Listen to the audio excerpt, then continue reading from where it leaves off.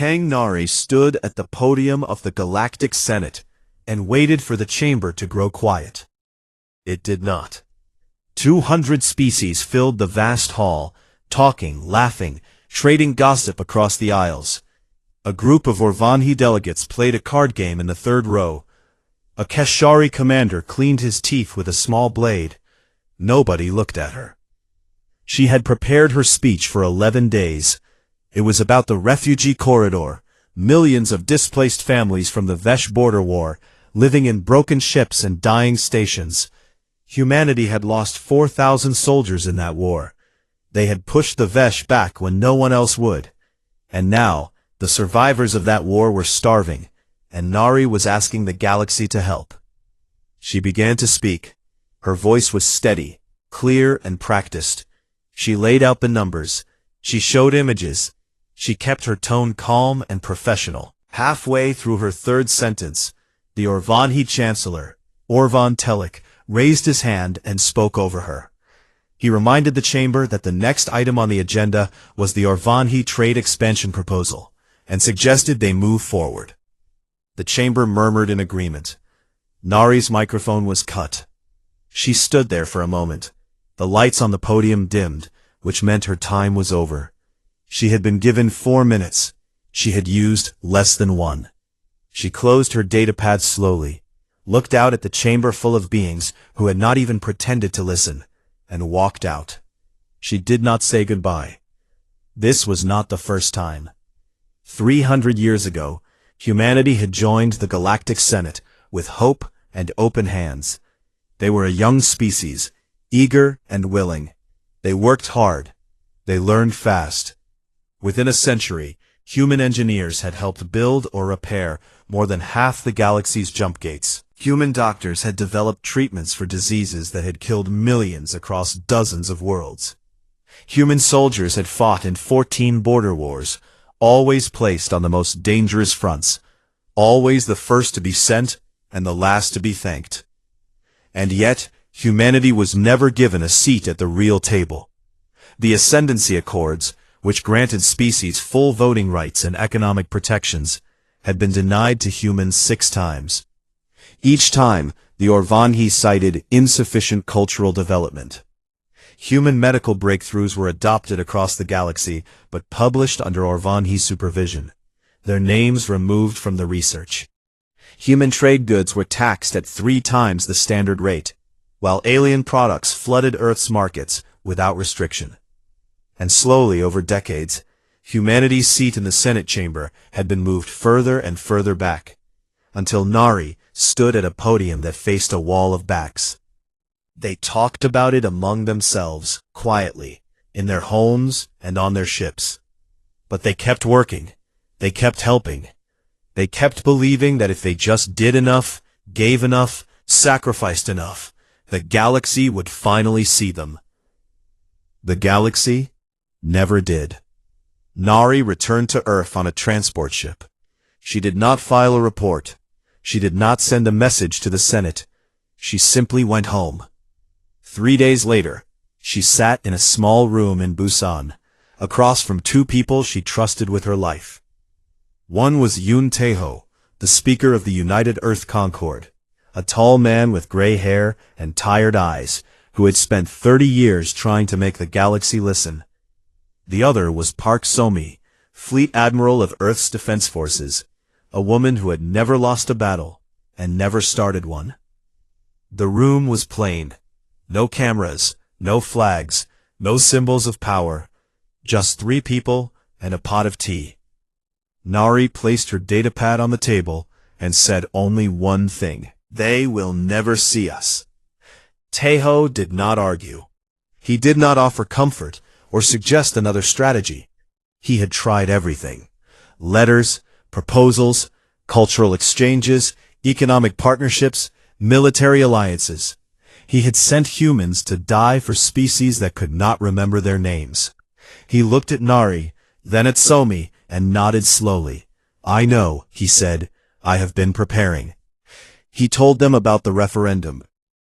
It had already been drafted, a simple question, sent to every human on every world, from Earth to the farthest colony on Sirach 7. The question was this: do we stay or do we go? And if we go, do we owe them an explanation? There was no debate. There was no campaign. There were no speeches or protests or rallies. The question was sent quietly, answered quietly, and counted quietly. The result came back in 6 days. 97.3% voted to leave. And on the second question, whether to explain, whether to tell the galaxy why, the answer was 0%. Not one single human out of 38 billion believed the galaxy deserved an explanation. The silence had already begun. On the colony world of Sirach 7, an engineer named Han Doyu activated a machine he had spent 12 years building. It was a fold drive, but not like the ones the galaxy used. This one did not bend space between known points. It tore a hole to somewhere else entirely, beyond the maps, beyond the charts, beyond the reach of anyone who might follow. Doyu stood in front of the gate as it opened, a swirling ring of light that hummed with a frequency no instrument could measure. On the other side was darkness, and distance, and freedom. Doyu's assistant, a young woman named Shin Yuna, stood beside him. She looked nervous.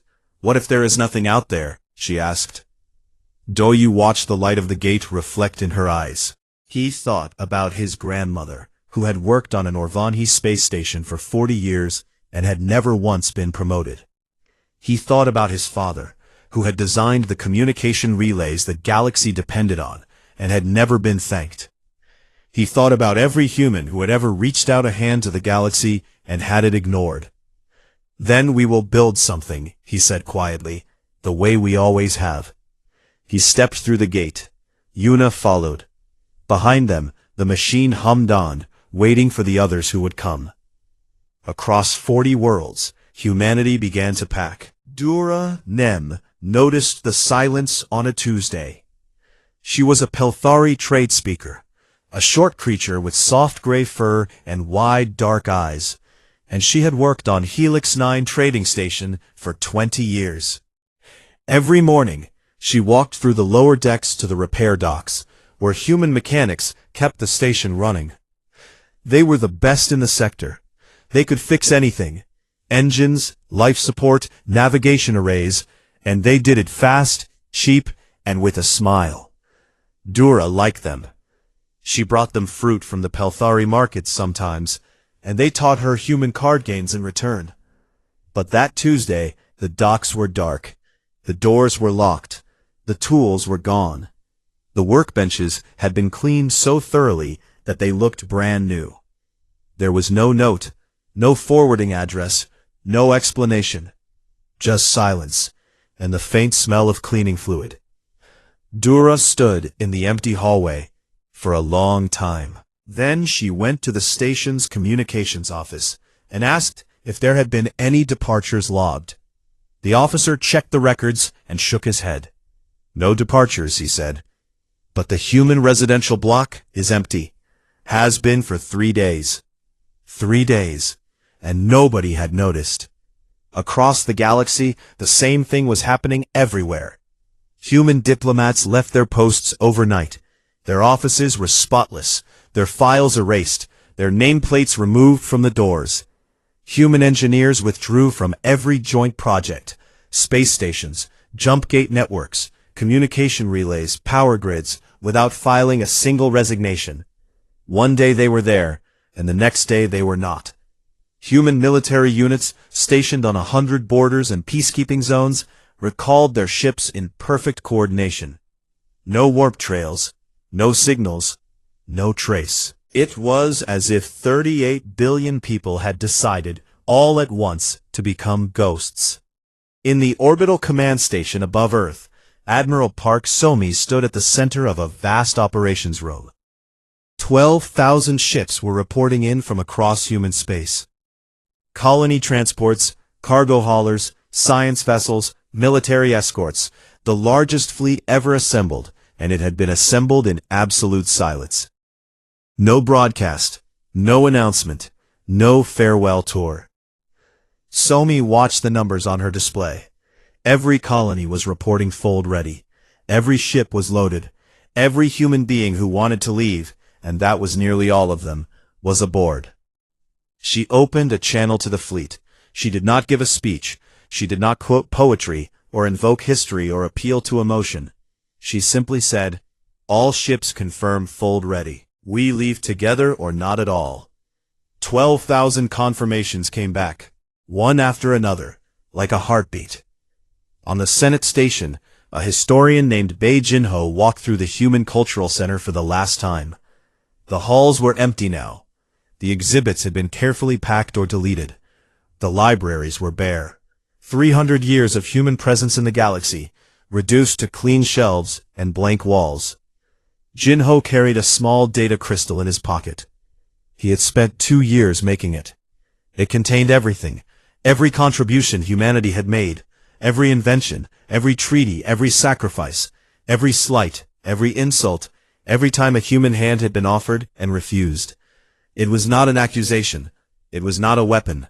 It was simply a record, complete and honest, so that someone, someday, might understand. He placed the crystal on a shelf in the empty library. He did not label it. If someone cared enough to look, they would find it. If not, it would sit there in the dark, holding the truth that nobody had wanted to hear. Jinho walked out and did not look back. By now, the galaxy had begun to notice, but only barely.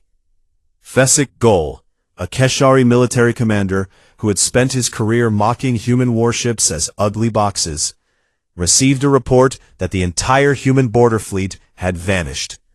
Not retreated, not redeployed, vanished. His scouts found nothing, no debris, no energy signatures, no distress signals. Just empty space where 100 human warships had been. Gol reported this to the Senate. Chancellor Orvin Telek received the report during his lunch. He read it, set it aside, and continued eating. "Humans are dramatic," he said to his aide. "They will come back when they realize they cannot survive without us." His aide nodded and poured more wine. On the Senate floor, someone pointed out that humanity had not filed a formal withdrawal from any treaty, any alliance, or any agreement. There was no letter of resignation, no declaration, no protest. Kang Nari's office was simply empty. Her nameplate had been removed so carefully that there was not even a mark on the door. A few voices in the Senate suggested send in a message to Earth. They were overruled. The Orvani trade expansion proposal was still being debated, and it was considered far more important. The last human ship hovered above Earth. It was a small vessel, not a warship or a colony transport, just a family shuttle. Inside were Yoon Tae-ho, his wife, his 2 daughters, and his elderly mother. Through the window, they looked down at the planet below. Humanity had spent their final months on the surface, restoring it, dismantling cities, replanting forests, cleaning rivers and oceans, removing every trace of technology and industry.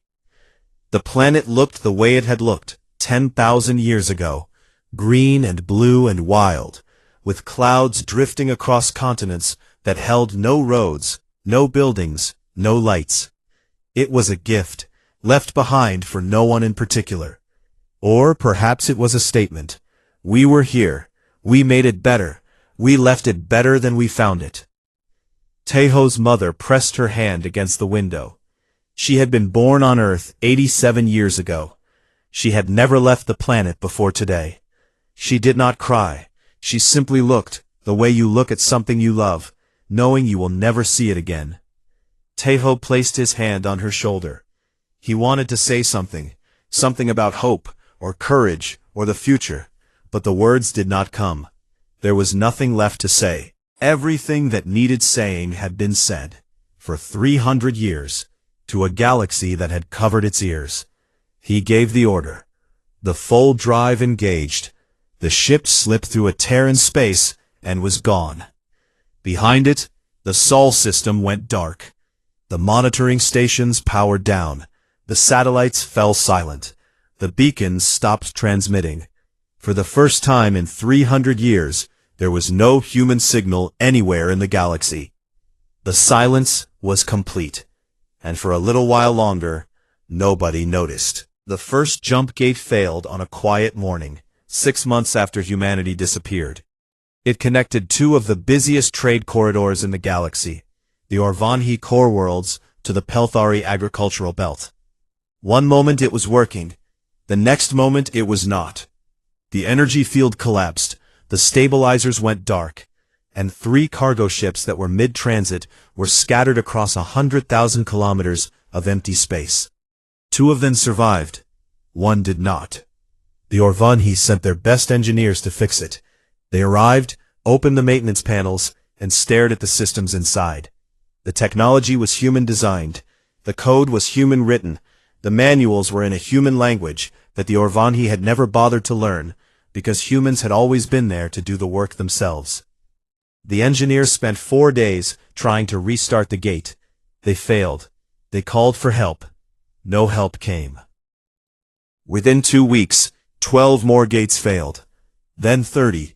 Then 100. The galaxy's transportation network, which had been built and maintained by human engineers for 2 centuries, began to collapse like a body losing its blood. Trade ships sat stranded in ports. Supply chains broke. Prices doubled, then tripled. Worlds that had imported their food suddenly had no food coming. The communication relays went next. 60% of the galaxy's long-range communication infrastructure had been designed, installed, and serviced by humans. Without maintenance, the relays degraded fast. Static-filled channels that had been crystal clear for decades. Species that had not spoken to each other directly in centuries suddenly could not speak to each other at all. Messages went unsent. Warnings went unheard. Emergencies went unanswered. On 3 Meliki colony worlds, a respiratory plague broke out. It was a known disease. The cure had been developed by human doctors 30 years ago and stored in the shared galactic medical database. But the database was gone. Humans had withdrawn their research when they left. Maliki doctors searched frantically for the formula, sending requests to every species they could reach. Nobody had it. Nobody had ever bothered to copy it, because the humans had always been there to provide it. The plague killed 200,000 people in 8 weeks, before a partial treatment was found. In the Senate, the chairs were emptier now. 3 species had formally withdrawn, blaming the Orvanhi for the crisis. 2 border wars had reignited in regions where human peacekeepers had held the line for decades. The Vesh, who had been pushed back by human soldiers at great cost, sensed the vacuum immediately.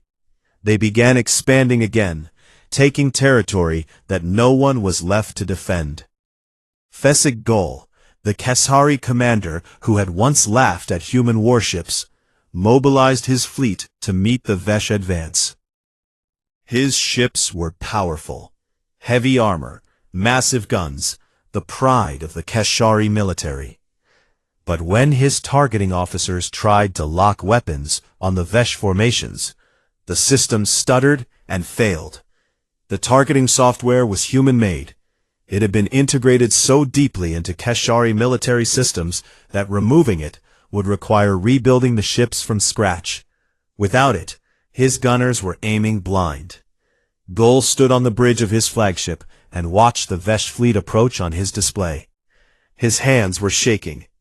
He thought about every time he had dismissed humans as weak, as soft, as unworthy of respect. He thought about a human officer he had served with once, a quiet woman named Ko Unji, who had saved his ship during the Vesh border war by flying her shuttle into the path of a torpedo. He had never thanked her. He had told his crew it was luck. "We laughed at their warships," he said quietly. Nobody on the bridge answered.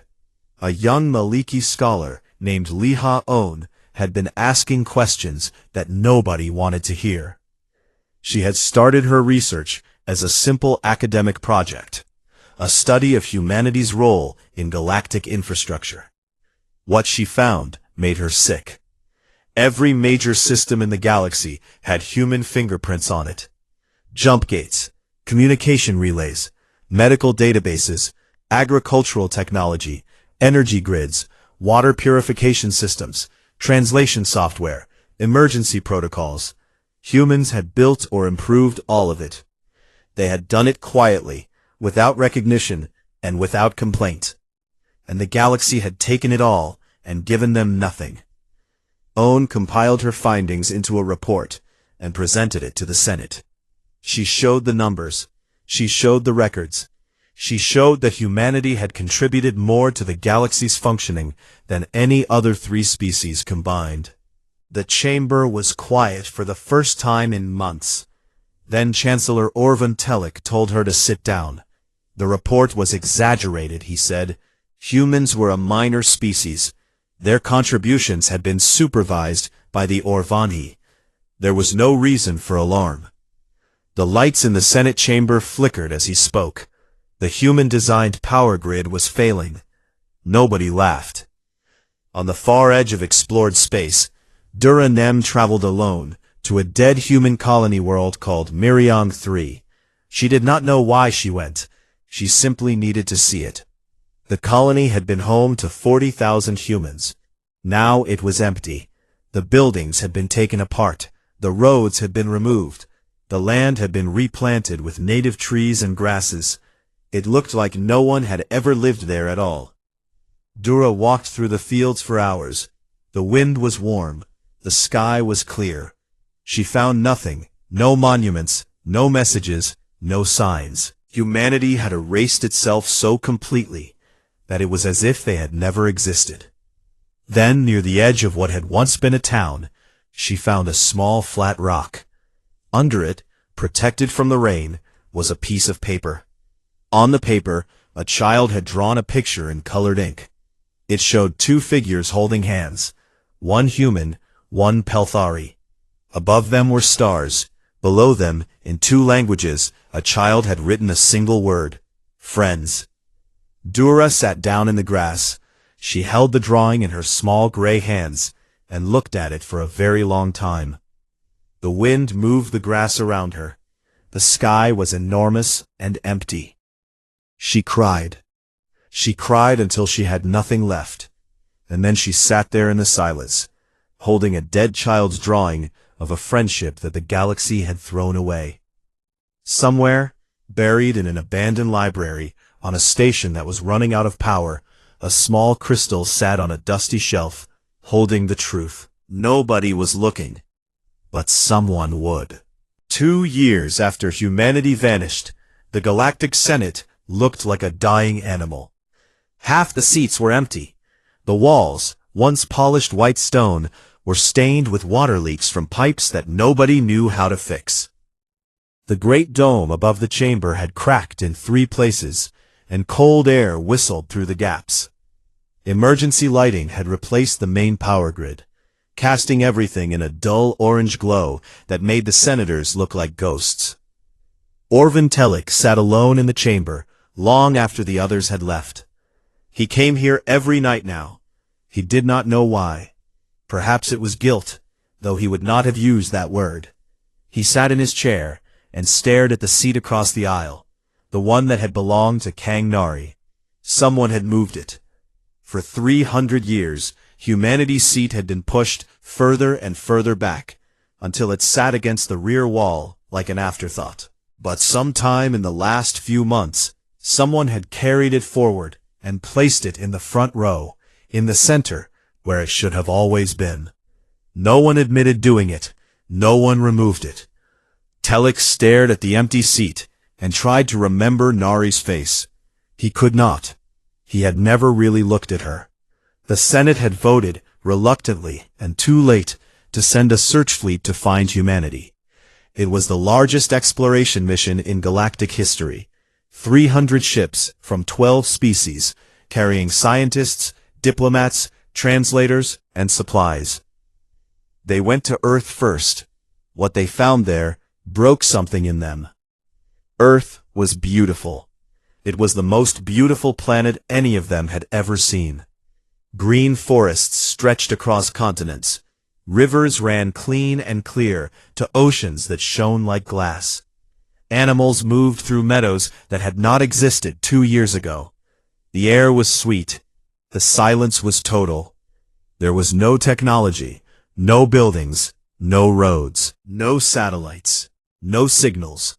Humanity had not just left Earth, they had healed it.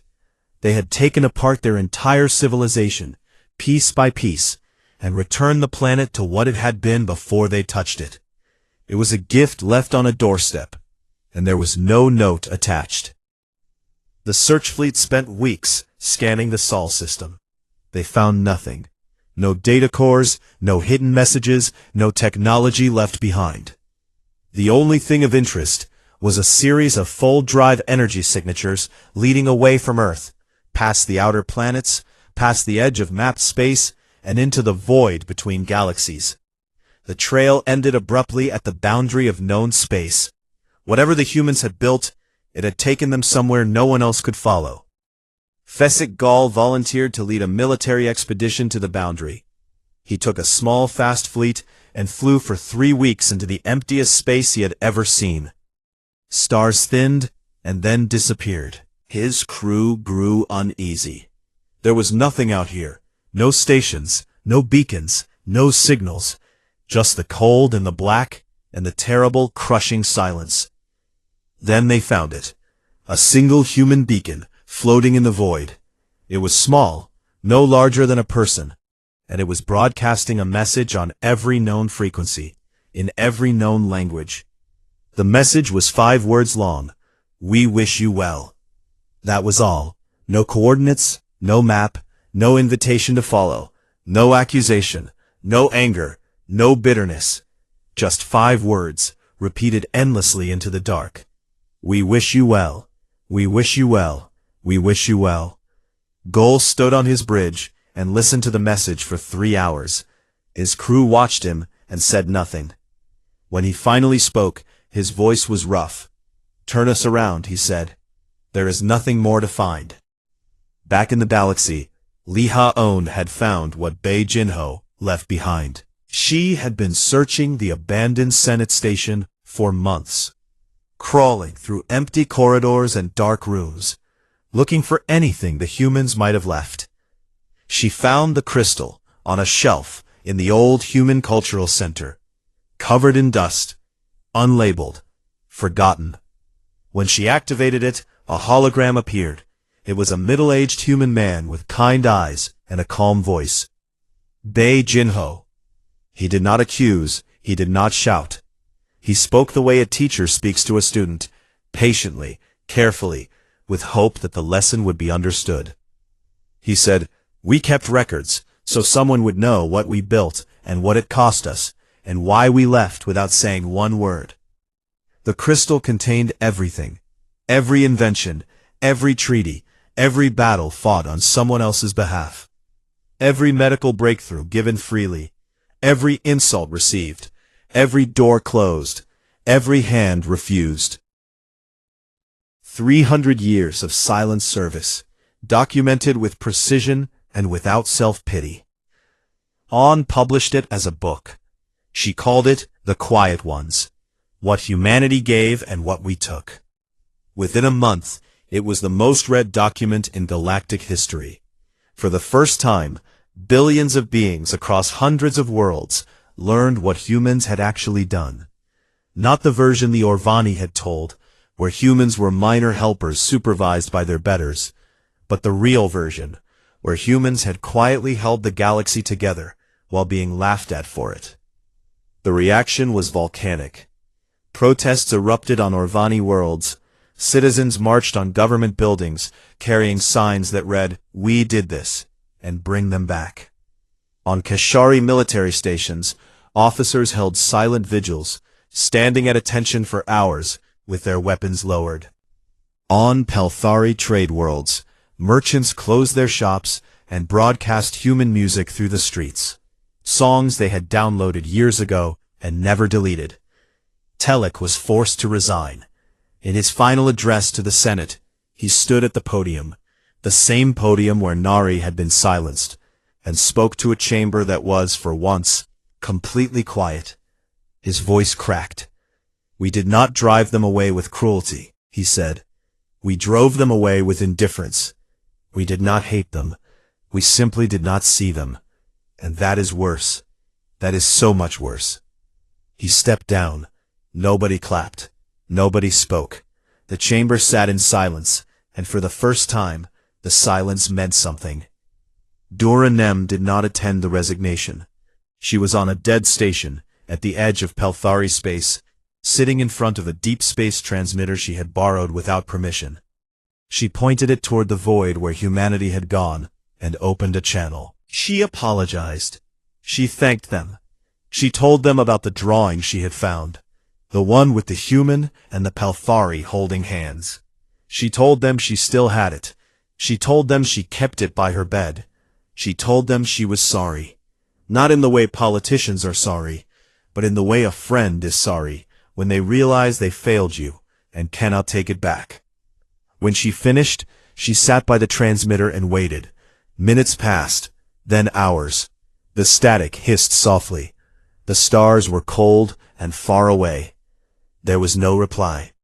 Dura folded her hands in her lap and closed her eyes.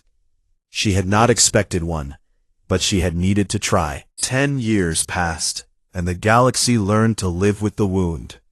The Senate had been rebuilt, not the building, which was still cracked and patched and running on backup systems, but the institution itself. New leadership had taken over, younger voices from species that had once been too afraid to speak. The Orvanhi still held seats, but they sat quietly now, and when they spoke, they chose their words with a care they had never shown before. The chamber functioned again. Laws were passed.